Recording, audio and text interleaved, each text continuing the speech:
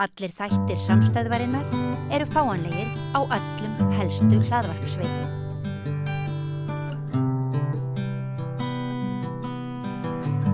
Já, við ætlum að enda þáttinn í kvöld á menningarumræðu. Við ætlum að tala tónlist.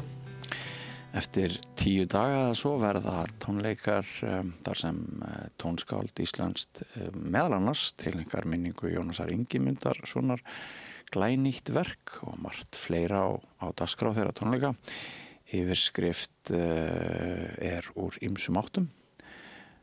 Tónskáldið sem ræðir Tryggvi M. Baldvinsson en hann fagnar þessa mundir 40 ára tónsmíðaferli, hvorki meira né minna. Vertu velkomin til okkar, Tryggvi. Takk fyrir. Þetta nú ansi langur tími, 40 ár. Já, Leiðan hratt? Já, það allavega þannig að það hitt tílefnið líka að ég var 60 núna í byrjun ágúst mánaðar. En það var í sumar þá þurfti ég að fara í gegnum allt nótnasafnið mitt og allt það sem ég hef búið til af því að ég þarf víst að skipta nótnaskriftaforrit og þá þurfti ég að fara í gegnum allan pakkan og þá sá maður og sá hvað þetta var nú orðið dálítið mikið. En þá sá ég það að elstu verkin einmitt 1985. Já. Það verk reyndar fyrsta, Opus 1 þetta svo allt og stórt sem fyrsta verk og enda það núna merkt í katalóknum ekki til flutningsframar. Ég skrifaði það sem sagt fyrir Lúðrasveit. 20 aldrei þá? Já, og það hét hinu virðulega nafni The Very Short Battle Hymn of the Ketchup Fighter. Og skrifaði þetta fyrir vini mína í Svaninum, þar sem ég var að spila á þeim árum. Og það var þetta alveg ótrúlega sjón og upplifun á nemendatónleikum þarna sennilega ég man það ekki alveg hvort það var í janúar 86 eða eitthvað. Þá voru tónleikar í nemenda tónfræðideildar tónlistarskólans í Reykjavík með nemenda tónleika og flest allir voru svona með einleiksverk eða duetta eða eitthvað svoleiðis og svo mætti ég með 60 manna lúðrasveit í búning og allt og þetta var þetta ekki sérstaklega gott stykki en það eru þarna í því svona moment sem eru kannski en það allavega ekki til flutningsframar eins og sagt En það sem ég tek út úr þessu að þetta lýsir stórum hug ungsmanns. Já, ég var allavega þá var ég algjörlega óhræddur við þetta og ég myndi ég hef skrifað fyrir Lúðrasveit eftir þetta og það fannst mér bara þó nokkuð átak Ég trúi því. En þetta ekkert mál bara. En þetta svona þetta verk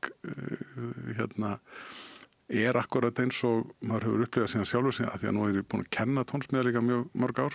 Já. Og þá þetta ekta byrjandaverk að fyrst kemur hugmynd A og svo kemur hugmynd B og svo hugmynd C og svo hugmynd D. Já. Og svo kannski og svo það búið. En einhver af þessum hugmyndum eru bara ágættar. Já. Kannski ekki svona í heild. Nei.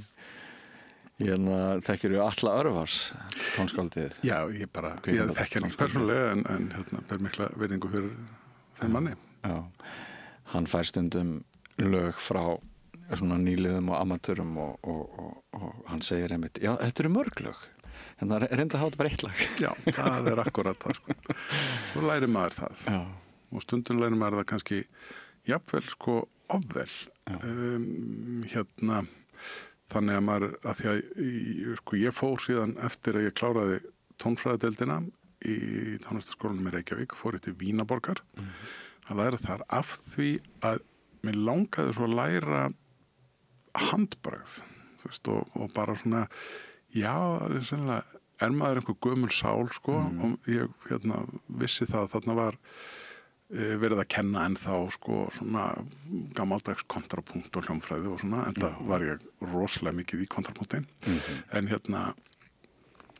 að læra handbragð og það þýðir það stundum að maður getur tekið kannski efni sem ekki stórt eða mikið og gert úr því miklu meira, spunnið úr því, teygt á alla enda og kanta og stundum texta, stundum fattar maður bara þegar þetta búið, maður heyrir þetta, þú veist, það svona, þetta, þú veist, þarna var bara handverksmaðurinn, en gleymdi aðeins að svona hugsa með hjartanu, sko.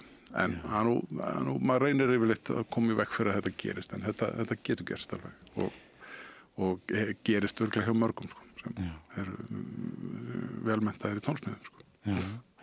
Að því þú nefndir kontrapunktin, getur þú útskýrt fyrir hlustendum og áhorfendum hvaða kontrapunktur í? Já, fyrst ætli ég samt að byrja á lítilli sögum. Ég kenndi sem sagt endurreisna kontrapunkt á sumarnámskeiðum einu sinni. Nokkur sumur í sumarnámskeiðum tónlistarskólans í Reykjavík og það var hægt að skrá sig í símann hjá mér og eitthvað svona og fólk var að hringja inn og svona. Og meðan hann hringdi maður í mig og ætlaði að skrá son sinn á námskeiðin og sagði sem sagt að sonur sinn hefði hort á alla þættina í sjónvarpinu. Þá þurfti ég mitt að útskýra fyrir honum að kontrapunktur væri ekki spurningakeppni, allavega ekki hjá okkur, en kontrapunktur sko má segja allavega sko námið í kontrapunkti og kennsla að þetta eru sem sagt reglur hvernig sem sagt 2 eða fleiri laglínur geta verið saman eða unnið saman og haldið sjálfstæði sínu og saman myndað eina heild. Já, og einhvers konar vefnaður. Já, þetta auðvitað, sko, þegar við heyrum auðvitað tónlist Jóhann Sebastian Bach auðvitað svona alveg fullkomna dæmi fjölröddun og þar með frábæran kontrapunkt. Og stundum verður þetta, sko, kontrapunkturinn verður stundum að svona hálfgerðri sirkuslist eins og hjá Bach líka að semja tónverk sem hægt að spila aftur og baka áfram á sama tíma og þau mynda samt bara skynsamlega heild og þar sem raddirnar eru að hreyfast, spila sama eða syngja sama lagið eða sama stefið á mismunandi hraða og samt gengur þau upp og svona þannig að stundum verður kontrapunkturinn svona einmitt, dálítið svona sirkusnúmer og ég fann það alveg, sko, kennari minn, ég lærði sem sagt aðalega endurreisna kontrapunkt sem svona fyrir tíma Bach og hann sá kontrapunktur ótrúlega, sko, hann fullur af reglum. Það alveg bara ótrúlega bara sumt má, sumt og annað bara bannað. Já. Ekki stökkva upp af þunguslægi í fjóraparshreyfingu og ég geti þuli allskyns reglur. Mjög mikill formægi. Alveg ótrúlegur og því leyti sko dálítið auðvelt að kenna hann að því maður það bara kunna reglurnar og geta útskýrt þær og af því að þær eiga sér í raun og veru stoð í fegurðinni. Það alveg ákveðnir, eða kannski ég bara fann að trúa svona mikið á reglurnar í kontrapunktum, en að í endurreisna tónlist var auðvitað alltaf verið að forðast allt sem gat talist svona, snöggt eða rykkjótt eða eitthvað svona snart. Allt átti að líða svona fallega áfram.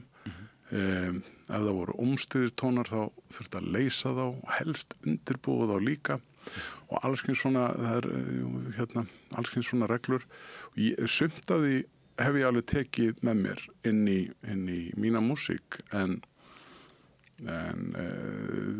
ég hef líka einhvern veginn stundum eftir því sem ég lærði meiri kontrapunkt heimun meira hef ég forðast hann eða ekki forðast en farið sko, ekki að því að sko ég hef ekki notað hann svo mikið í mörgum verkum mínum af því að atónal ótóntegundabundin kontrapunktur eða getur verið með því leiðilegasta sem þú heyrir sko. Þá heyriru þú nær engu sambandi og laglínur eða laglínur, það eitthvað sem er mat hvers og eins hvort það sem sagt, þannig að ótóntegundabundin kontrapunktur mjög vandmeðfarin. Já. En það kannski eins með þetta eins og sumt annað að þú þarft að það betra að gjör þekkja fyrirbærið til þess að vita hvenar þú víkur frá því og hvers vegna og svo framvegis. Já, þetta auðvitað bara svona, þetta nú líka akkurat það sem maður segir nú oft í sko hljómfræði kennslu og svona, það gott að vita reglurnar og líka þekkja, sko, það ekki síður mikilvægt að þekkja söguna, af því að það annað sem tónsmíðanemendur gera oft að þeir halda að þeir hafi uppgötvað eitthvað ótrúlega frumlegt og nýtt og þá svona, þetta var nú mjög mikið notað sko á 7. áratugnum og líka, þú veist, svona 1500 og það mjög fátt sem nýtt undir sólinni og tónlist hefur í raun og veru tónlistarsagan, ef maður skoðar hana, þá hún sko allavega fram að seinna stríði, hún dálítið eða kannski fyrra stríði frekar, hún saga frá sko einfaldleika og síðan tekur bara einhvern veginn manns heilinn alltaf stjórnin og fer að skipuleggja allt miklu betur, þanga til að skipulagið orðið ofmikið og þá kemur aftur einhver hreinsun og við byrjum aftur í einfaldleikanum og þetta miðalda tónlist með sínum rytmamódelum og mjög sko, oft aldrei erfitt að hlusta á hana, get ég alveg sagt og hún getur orðið mjög flókin. Svo kemur endurreisnin með sinn tærleika og það, hún byrjar síðan að flækjast meira og meira þangað til hún verður jafnvel sko, þannig að það varla hægt að segja hún sé í tóntegund. Tónskáld eins og Gesualdo sem bara, það talað bara ótóntegunda bundna tóntegundir. Það mjög skrítið músík. Og svo kemur sko barokkið til að byrja með, ótrúlega hreint og fallegt, verður síðan alltaf vex og flækist. Klassikinn, hrein og tær, upp í rómantíkina, þangað til allt orðið sko út, sko tóntegundirnar orðnar svo áttavildar að þær vita ekki hvort þær að koma að fara, eins og hjá Wagner og Mahler. Svo kemur reyndar að því sko, að Schönberg kemur 12-tónateknina og eftir það, þá fór einhvern veginn, það komið þetta nýklassik, þarna svona 1920, en eftir þetta þá var, þú veist, rómantíkin lifði miklu lengur, það ég meina Richard Strauss, 1947, Rachmaninoff svipað leyti held ég, sem algjörður konungar í rómantík og eftir stríð þá oft talað 1945 bara sem árið 0 að þá bara byrjuðu menn alveg upp á nýtt, það búið að eyðileggja allt. Tilfinningar okkar eru allt öðruvís en þar voru og við erum ekki við getum ekki byrjað eins og bara, við getum ekki haldið áfram með Wagner eða við getum ekki haldið áfram með í raun og veru neitt. Það allt ónýtt. Þetta nátengt þessum hryllingi seinni heimsstyrjaldarinnar. Það var bara búið að, það var bara, þú veist, ég ætla ekki að segja allt drepið en það var búið að mengalt og skemmalt og það má segja sko að eftir 45 bara músíkin út allt og núna á 21. öldinni það líka algjörlega gjörbreyttar heimur af því að nú aðgengi að tónlist orðið svo ofboðslega mikið. Þegar ég í námi 1987 til 92 þá þú veist, akkurat feel old yet einhver sagði að þá voru ennþá sko menn á götum borgarinnar sem höfðu sko tekið þátt í frumflutningnum á vorblótinu og 20. öldin var þannig, þú veist, að það voru þarna bara nokkuð tónskáld sem bara stýrðu sko, og bara maður hélt með, þú veist, þetta voru Lutoslavski, Ligeti, það voru mín uppáhald og svo Stockhausen og Boulez og kannski einhverju fleiri svona sem voru, en þetta voru svona algjörir risar sem bara mótuðu bara þessi stefna hvers og eins inni. Þetta það sem við gerum. Já. Og allt annað bara eitthvað hallærislegt. Já. En núna bara, það engin svona lengur. Það bara fullt af litlum smákongum, kannski, eða einhverju svona, og við getum í raun og veru leyft okkur allt. Það ég veit ekki hvort það gott eða vont, sko, það var gott að eiga svona bara Lutoslavski og Ligeti, það mínu menn. Mér finnst Stockhausen leiðilegur, maður gæti bara tekið svona afstöðu og það var einmitt rætt það, sko, áhrifamestu sko, aðilarnir í samtímatónlist á þessum svona síðustu áratugum 20. aldar, það voru útvarpsstjórarnir í Süddeutsche Rundfunk og Westdeutsche Rundfunk og þessu öllu sem sem ákváðu hvað var tekið upp. Þeir að því að en núna bara, þú veist, bara milljónir af tónlist, af bara verkum sem þú getur bara fundið og dottið inn á og eitthvað. Þannig að þetta mjög skrítin heimur og já, þetta bara æðislegt. En þetta náttúrulega sko, við munum tíman að trenna, við munum þegar þú ert þarna úti í námi og þú veist kannski einhver einni plötu og þú býður lengi eftir að komast yfir hana og finnur hana í einhverja afskektri plötubúð þegar ég fór ungur maður til útlanda þá maður þrætti einmitt plötubúðirnar og maður kom heim með gersemi að manni fannst. Nú allt á Spotify, það einhver algoritmar sem að stýra að vissu leyti hverju rótað að þér. Jú. Það ekkert líkt. Nei, þetta allt annað. Bara upplifun og líka hef ég fundið það því miður á sjálfum mér líka að þetta sem þegar maður akkurat eins og þú lýsir, maður keypti plötu sem var bara þetta æðislegt, ég hlakka svo til að heyra í mann eftir það var ein plata heima bara þegar ég var í mentó Ivo Pogorelli því að og hann píanisti sem hafði skotist upp á stjörnuhiminin fyrir að vinna ekki keppni hann var, fekk 10 hjá helmingi dónendar og 0 hjá hinum en hann var, svo giftist hann nú reyndar einum úr dónendinni en fílík saga þetta er góð saga en frekar verkið svo þá eða plötuna þá settist maður í stól kannski með headphone eða eitthvað svo leiðis og svo sat maður hlustaði og las og skoðaði umslagið á meðan. Núna þetta alltaf þannig að maður að hlusta oftast bara í tölvunni. Og þegar maður að hlusta í tölvunni þá svo auðvelt að fara að gera eitthvað annað.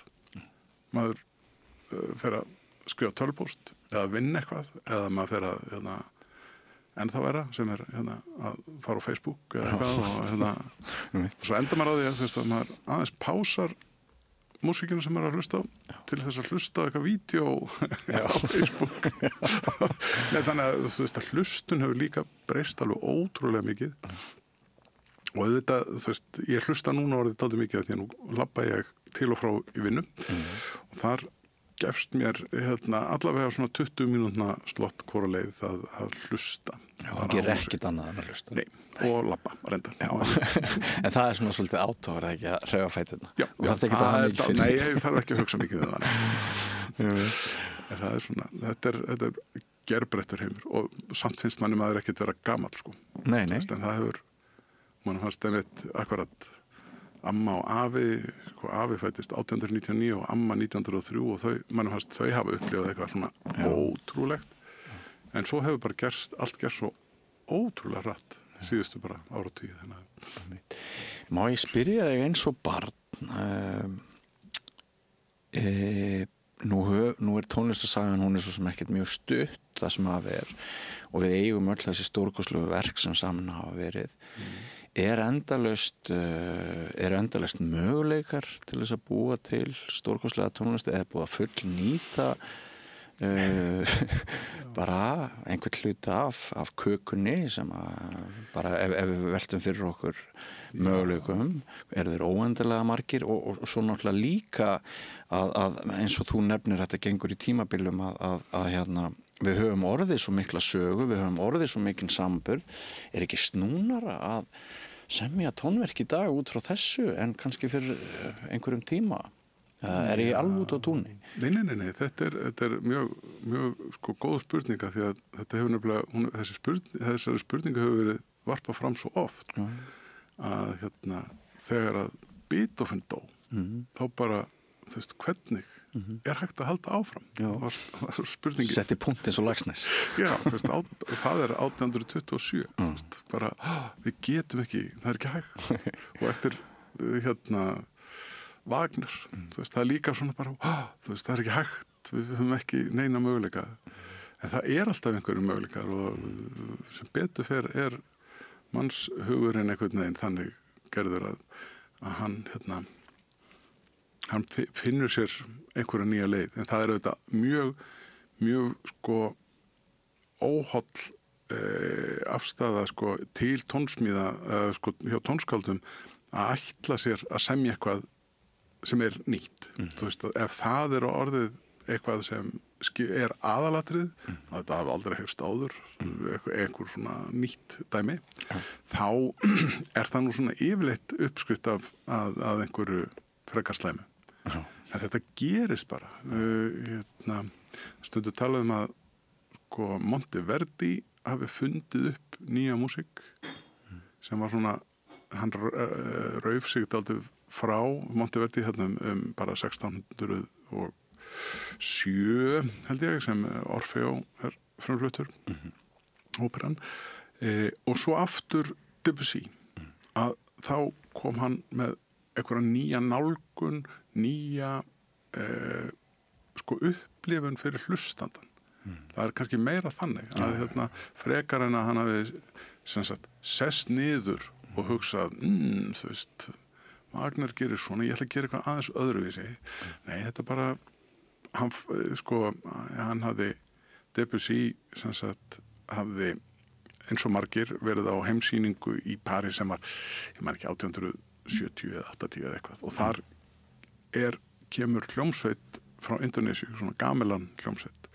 Og það er í fyrsta sinn sem evrópsk tónskáld heyra tónlist sem er einhvers staðar annars staðar frá en svona, já, Evrópu og einhverjum kannski nýlöndum en hérna en þetta var í fyrsta og þetta algjörlega sko sprengdi hérna hausinn á þessum mönnum og konum örglega sem voru að hlusta að þarna voru nýjir tónstigar, nýjar takthöfundur eða algjörlega ný nálgun í rytma og takti og þetta hefur örglega oft vísa til þessar heimsýningar í París sem hafi opnað svona fyrir nýja músík.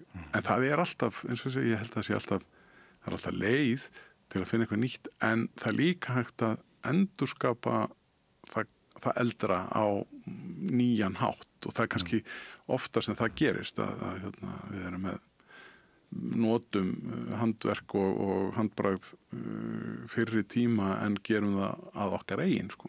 Það er svona, held ég það sem að er. Já, þannig að spurningin þín er mjög hérna, gild og hérna, en ég hef ekki áhyggjur af því að það verði ekki til ný músík, sko. Nei. En það er auðvitað mjög auðvelt að búa líka til sem sagt, músík sem er alveg ný. Nei, hérna, algjörlega stæling á einhverju gamlu og þetta er það sem til dæmis gervigreindin er dálítið góð í. Stæla aðra. En já, tónlistarsann löng, þó mér hafði tekist að segja þér hana á 40 sekundum. Eitthvað svo leið. Nei, þetta er spennandi. Já, mjög skemmtilegt að fá innsýn. Var þetta fífldjörf ákvörðun hjá þér á sín tíma, upp 85 eða eitthvað svo leiðis að leggja undir, ganga þessa grýttu götu? Var ekki nytjahyggjan ennþá svona ríkari í Íslendingum 85? Ég veit það ekki. Við erum auðvitað, sko, ég var auðvitað alltaf eins og það heitir á halinu upp á miklu menningarheimili. lærði þá píanó á sínu tíma og túbu. Já. Og Foreldrar þínir líka þeir hljóðfæri? Mamma var mjög flink á píanó, var hún lést nú þegar ég var 19 ára, þannig að það var svona hennar naut ekki mjög lengi við, en hún var mjög bara ágætur píanisti og það sem ég man aðal eftir og öfundaði alltaf að hún var svo svakalegur lesari. Hún gat tekið hvaða nótur sem var og einhvern veginn svona bjarga sér út úr því alltaf skamlaust. Þannig að ég hef aldrei einhvern veginn verið neitt sérstaklega sterkur á því sviði. Og svo auðvitað sagt, þeir sem get ekki spila, þeir fara að semja. Og þeir sem get ekki samið, þeir fara að stjórna. Ég búin að því líka. Og þeir sem get ekki stjórna, þeir fara að kenna. Og það, á því lifði ég.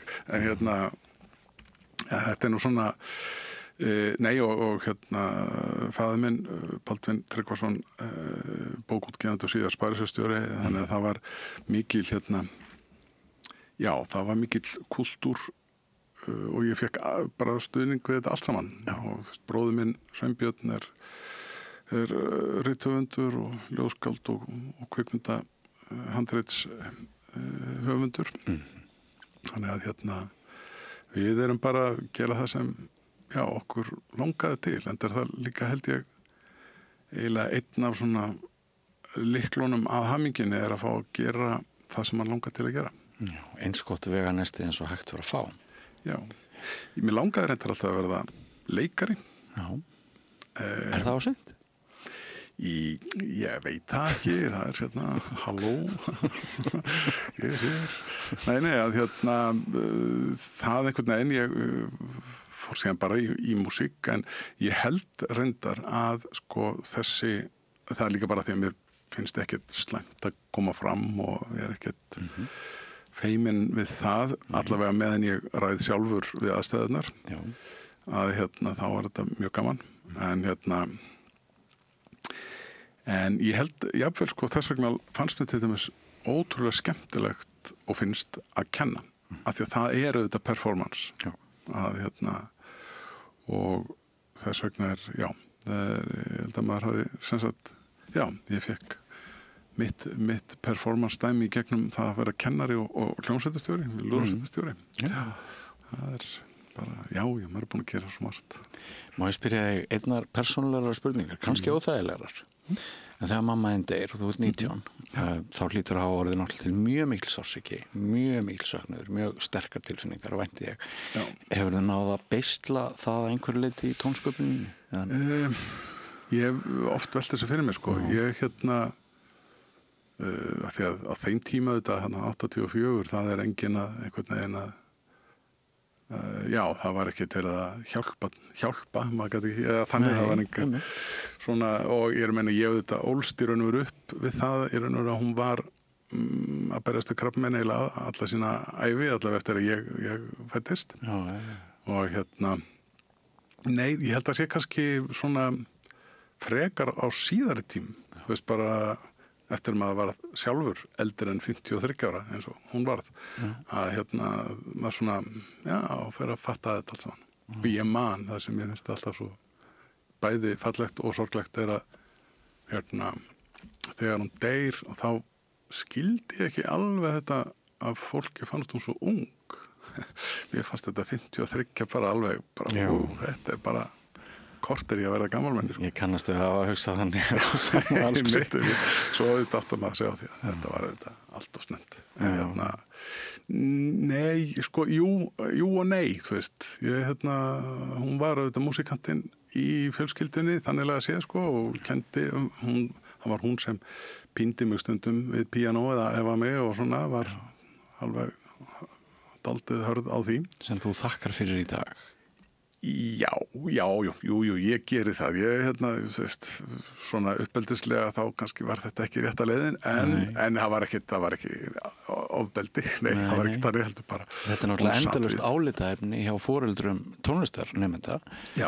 Við heyrum svo margar sögur af því að tónlistarnemendur sem fengu mjög mikið aðhald frá foreldrum sínum, þeir þakki það síðar. Auðvitað. Því að ég síðan bara, þú veist, eftir ég komst á táningsaldur og þá fór mér aftur fram á píanóið og þetta fór að verða gaman kannski aðalega því að ég byrjaði að spila í lúðrasveit þá fekk ég smá því það er ótrúlega einmannalegt að vera píanisti það þarf alveg sérstakt fólk í það og þarfst að geta verið einn með sjálfum þér alveg ótrúlega lengi og mikið að því að þú ert svo lítið að spila með öðrum það er bara og í náminu það líka einmitt talað oft það í svona kennslufræðinni að píanistar það þurfa að passa það sko að það verði ekki bara aleinir bara, og það líka bara er mjög óhollt fyrir bara líka músikalitet að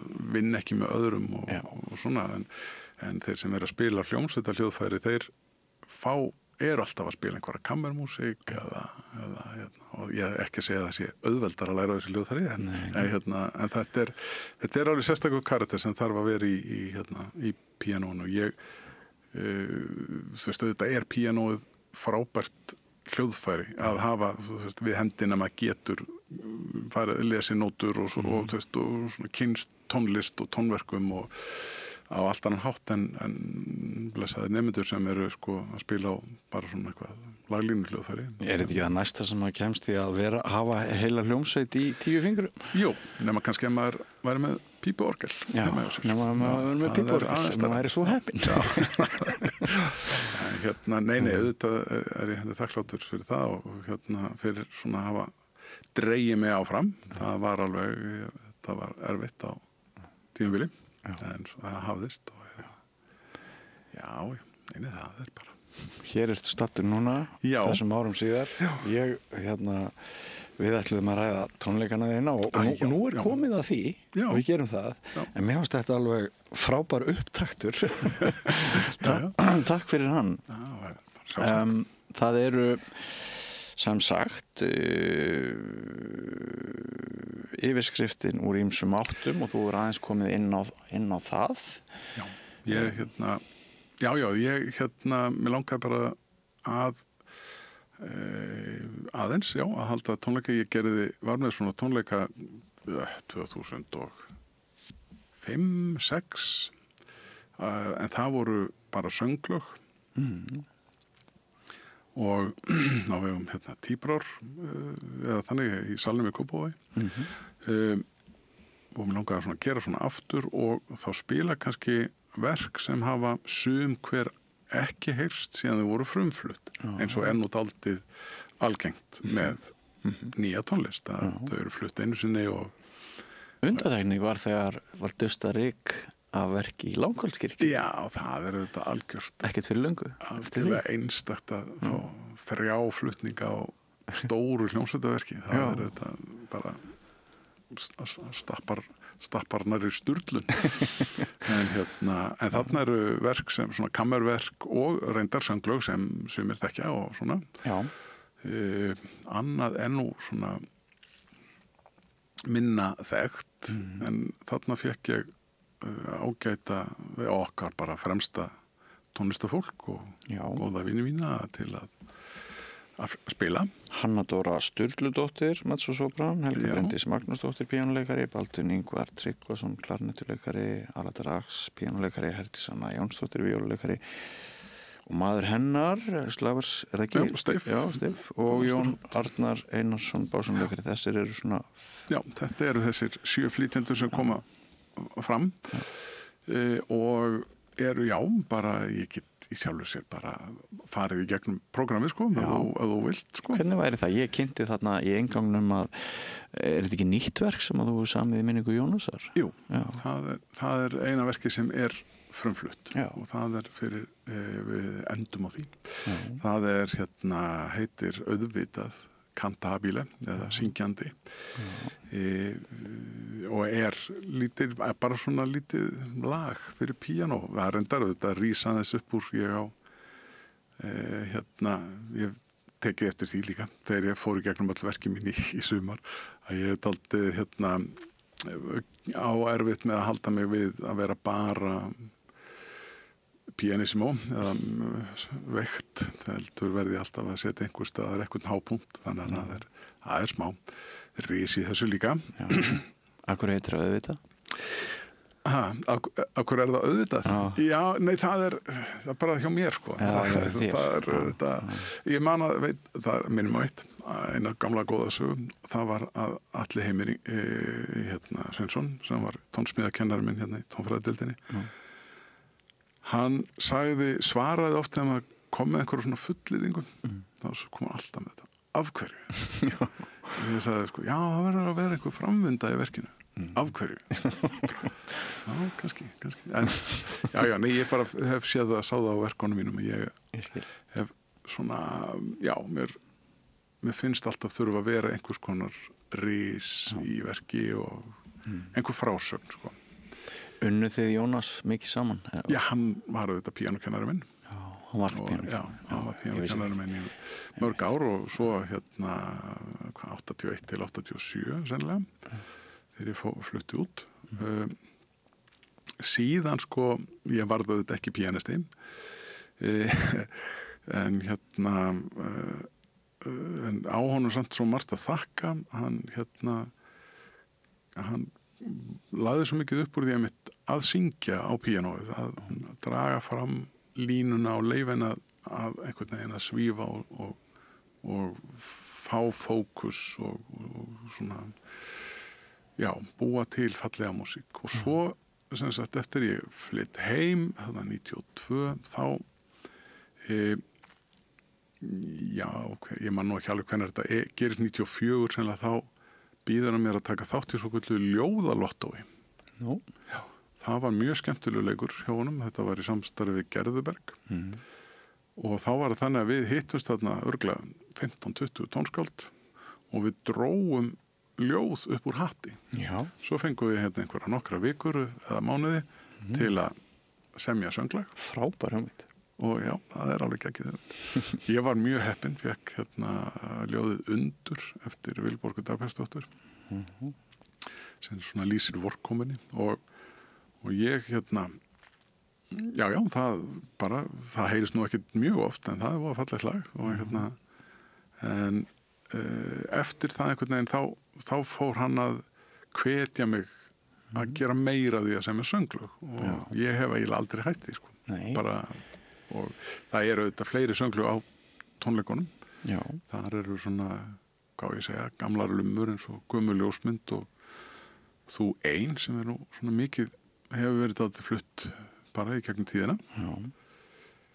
Gömul ljósmynd var samin í tilefni af 70-afmæli pabba og við bræðurnir, hann samdi ljóðið og ég samdi textan og þetta einmitt ljósmynd af pabba í Ólafsfirði þegar hann var svona 11 ára eða eitthvað svoleiðis sem verið að svona skálda með þá í ljóðinu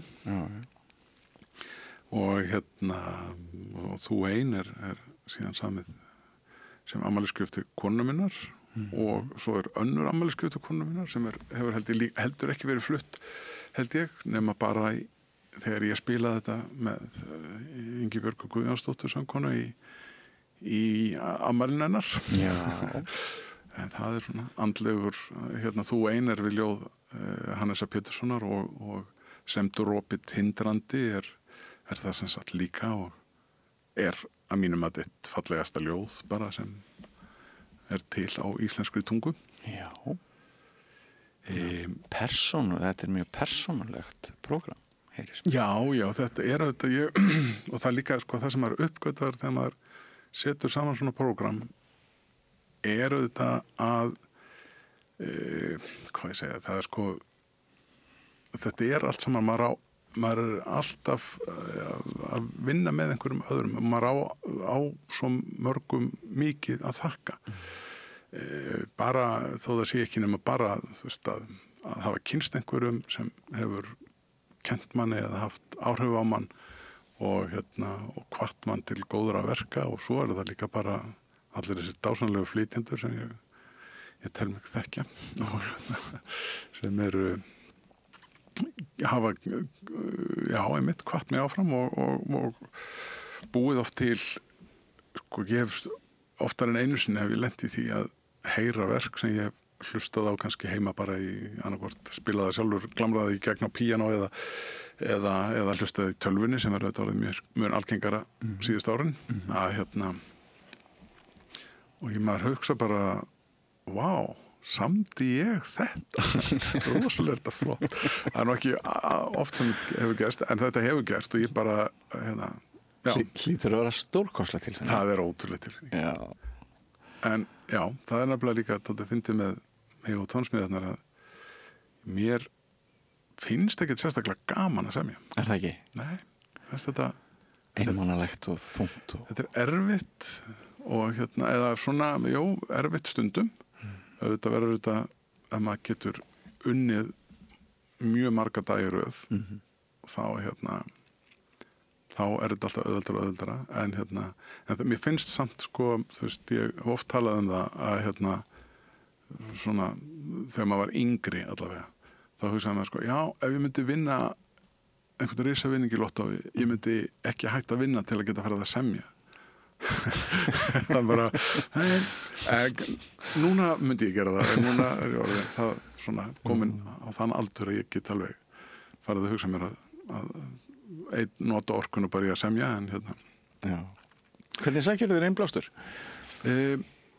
Hann kemur, það er á sko, já, í gegnum augu og eyru. Það er sem sagt mikið af, ég les dálítið mikið af ljóðum eða svona tek svona tarnir ljóð inspirerar mig bæði sko til þess að bara skrifa hljóðfæraverk eða auðvitað söngverk af einhvern toga og svo er það í raun og veru önnur tónlist. Já.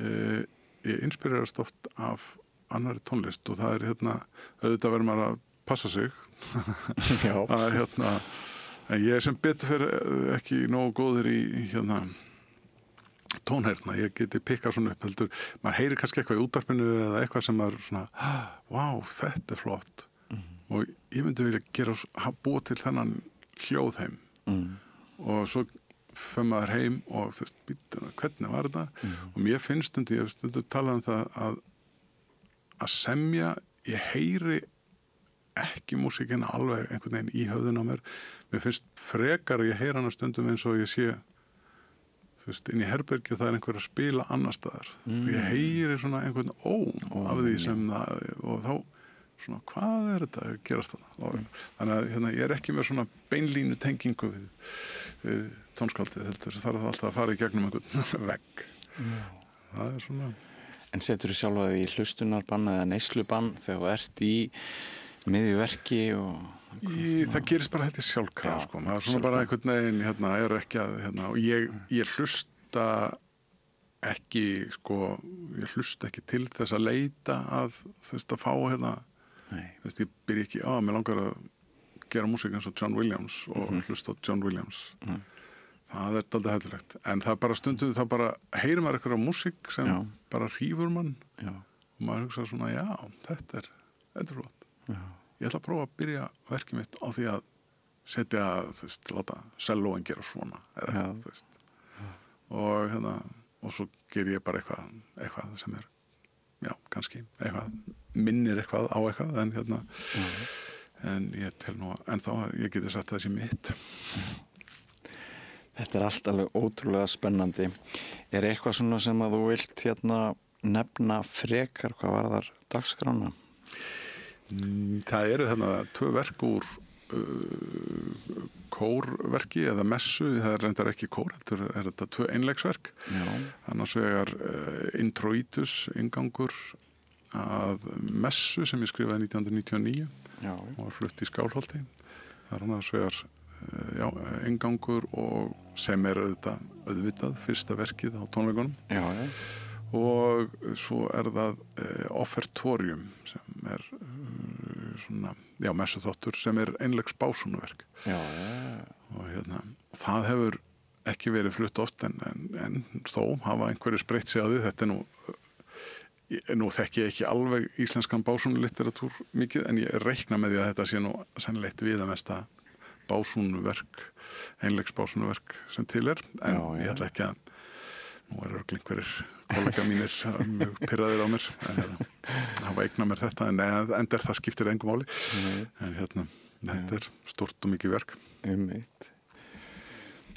Og þetta alveg 2 klukkstunda konsert með liði? Jú, ég ætla líka, gamli leikarinn sko, eða leikaratöfumurinn, ég ætla líka að fá að vera kynnir. Já, skemmtilegt. Þannig að ég segja aðeins frá verkunum og tilurð þeirra og tengingana við allt þetta fólk og einmitt þetta bara, hvernig maður fer aldrei einn í gegnum þetta líf og þetta svona, Þannig að þegar ég var búinn að setja allt saman og búinn að vera að hugsa þetta, þá fattar maður að þetta eru svona þakklætistónleikar.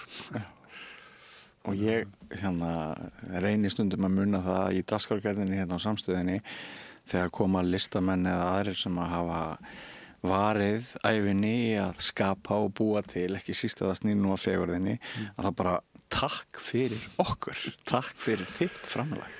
Já, mín ánægjan, að það reyndar, þú veist, eins og ég sagði, finnst þetta ekki óbúslega gaman að semja, en mér finnst ótrúlega gaman að síðan að fá að vinna verkin með öðrum og heyra það, sko. Það æðislegt. Það ekki bara lokaorðin okkar? Ég held að það bara hljómar mjög vel. Kæra þakkir. Takk sömuleiðis. Tryggvi M. Baldvinsson, þættinum lokið hjá okkur í kvöld, kæru hlustendur og áhorfendur. Ég minni ykkur á að þið hafið oft veltið fyrir ykkur að gerast áskrifendur eða styrktaraðilar að samstöðinni, en hafið alltaf gleymt því að hrinda því í framkvæmd. Þá nú leikur einn að fara inn á vefslóðina samstöðin.is, skrolla aðeins niður þangað til þið finnið hnapp sem ástendur áskrift og gegn hlægilegu mánaðargjaldi 2.750 krónum. Það eins og hálfur hamborgari í miðbæ Reykjavíkur. Þá getið þið haft heilmikið með það að segja hvernig við störfum, hvort við blómgumst, hvort við lifum bara mánuðina af því einkareknir fjölmiðlar lepja nú margir hverjir og flestir döðan og skel ekki bara hér í þessu landi heldur víða í heiminum. En við reynum að standa vörð gildi blaðamennskunar og fjölmiðlamennskunar að við teljum í ykkar þágu. Þátturinn verður ekki lengri í kvöld, verið sæl. Segðu það á samstöðinni. Samstöðin í eigu hlustenda, áhorfenda og lesenda. Sláist í hópinn og gerist áskrifendur.